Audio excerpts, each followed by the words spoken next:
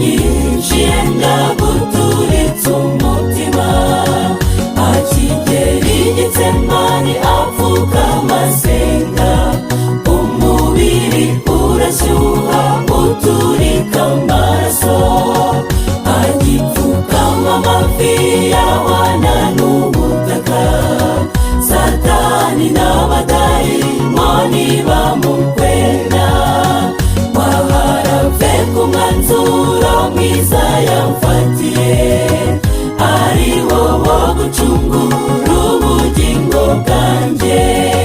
Ngaya amateka ahora mbabaza, ni nayo shingiro ry'agakiza kanjye. Ndagushima Yesu utajya untererana, ibyo unkorera mbibitse ku mutima.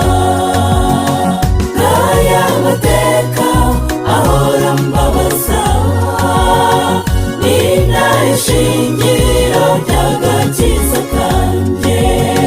Ndagushima Yesu utajya untererana, ibyo unkorera mbibitse ku mutima.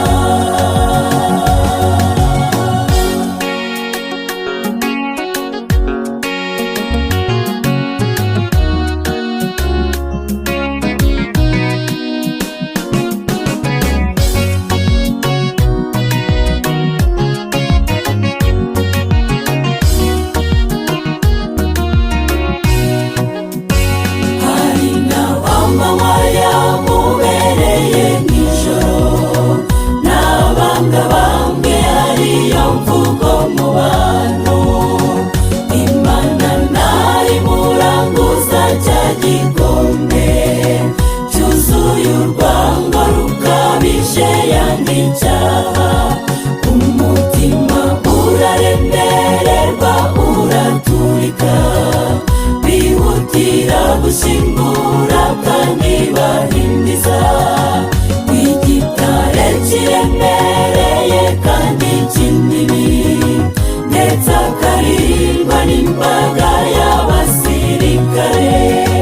Ngaya amateka ahora mbabaza, ni nayo shingiro ry'agakiza kanjye.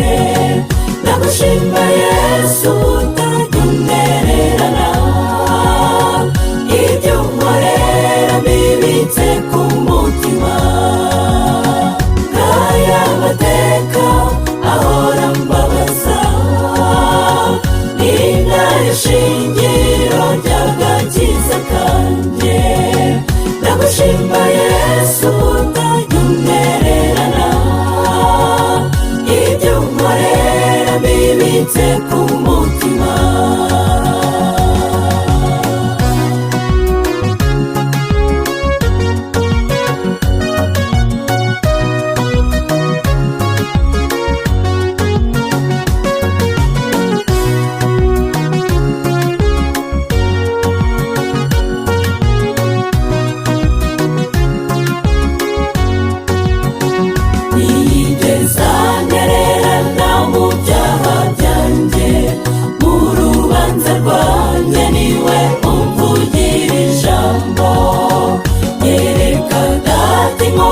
Umubiri wose atuye umwana nkunda, niwe wangize ukureba. Yesu yihanganiye imibabaro, kugeza ubwagera ku gakiza kanjye. Ndagushima Yesu